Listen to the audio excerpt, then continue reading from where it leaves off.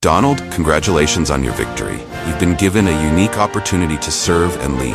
This position is a blessing, but also a profound responsibility. Thank you, Jesus.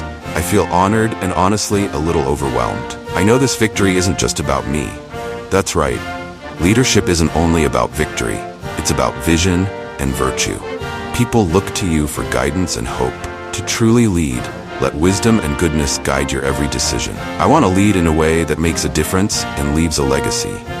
But where should I start? Begin with humility and purpose. Let the Bible be your compass. Its wisdom has guided leaders for centuries and reveals God's heart for justice, mercy, and truth. You have the chance to reflect these values and inspire others to do the same. So I should live with the Bible's principles at the center of truth, justice, and mercy? Yes, and with compassion. The strength of a leader is shown in their love for the people they serve. Remember Solomon. He could have asked for wealth or a long life, but he asked for wisdom to lead his people well. Seek that wisdom and act with integrity. I'll make it a point to turn to the Bible for guidance, not just as a symbol, but as a true source of wisdom. I want to be a leader who honors God. Then lead with a servant's heart. Be slow to anger, quick to listen, and eager to do what is right. Be courageous in justice, compassionate in mercy, and firm in faith. Thank you, Jesus. I'll keep these words close and strive to be the kind of leader you would want me to be. Go forth with humility and wisdom, Donald. Lead well, and let your actions reflect the love of God. I appreciate your advice, Jesus. I know I have a lot to learn.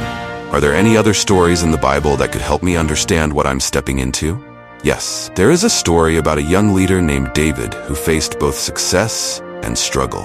His story offers wisdom for anyone with influence and power. Do you know much about David? I know he was a king and he defeated Goliath, but tell me more. How does it apply to me?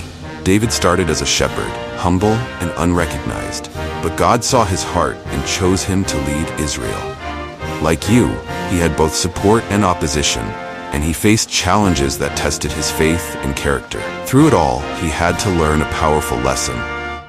Success is not just about winning battles, but about staying true to God and leading with integrity. What happened to him as he rose to power? As David's influence grew, he faced moments of pride and temptation. There were times he trusted in his own strength, and those were his hardest moments. But when he leaned on God's guidance and led with humility, he was a blessing to his people. So, even a strong leader like David stumbled at times? Yes. No leader is perfect, but David was called a man after God's own heart because even after his mistakes, he sought forgiveness and returned to God. He was willing to humble himself and remember his true purpose, to serve his people faithfully and honor God. I see. It's a reminder to stay grounded even when things are going well and to always seek God's direction. Exactly. Donald, like David, you've been given a platform to bring positive change. But remember, every decision matters. Lead with wisdom and a heart open to God's guidance. Protect the weak, be fair to all, and remember that true greatness comes through service. I'll do my best to stay humble and seek God's guidance. Thank you, Jesus. This story gives me a lot to think about. Good. Just as David turned back to God after every challenge, stay close to him and he will direct your path. Remember, the greatest leaders in the kingdom are those who serve with love and integrity. I'll keep that in mind. You have my support and God's grace will guide you. Trust in him and let your leadership reflect his love. You know, Jesus, I've wanted this position for a long time. I've worked hard, listened to the people, and done what I thought was right. But now that I've won, I realize the responsibility is huge. It's more than just winning an election.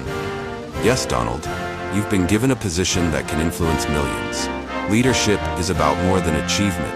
It's about character and service. I keep hearing people say I should be more humble and listen to different voices. I'll admit it's not easy for me. I've built a lot of my life on strength and pushing forward no matter what people said. But I realize now maybe I need a different approach. You're absolutely right. Strength is good, but it takes even more strength to be humble and to listen. A great leader knows when to stand firm and when to show gentleness. Sometimes I feel like I'm constantly under attack. The media, the critics always have something to say. It's hard to stay focused when it feels like everyone is trying to tear you down. How am I supposed to lead when I can barely get a moment of peace? You'll face challenges, Donald, and criticism will always be there. But let me remind you of something I told my followers. Blessed are the peacemakers, for they will be called children of God. When you work for peace, even with those who oppose you, you create unity and respect. Thank you, Jesus. I'll try to keep all of this in mind. I can see now that leadership isn't just about strength and control. It's about service, humility, and patience. I'll work on being a leader who cares for others and leads by example. Good, Donald. Keep your heart open, seek God's guidance, and remember that true greatness lies in serving with love and humility. You've been given a great responsibility. Use it well. I will. I'll lead with integrity, seek wisdom, and do my best to bring people together. I won't forget what you told me today. Then go forward with confidence, Donald. You have God's grace to guide you. Use it wisely and trust that He will be with you every step of the way.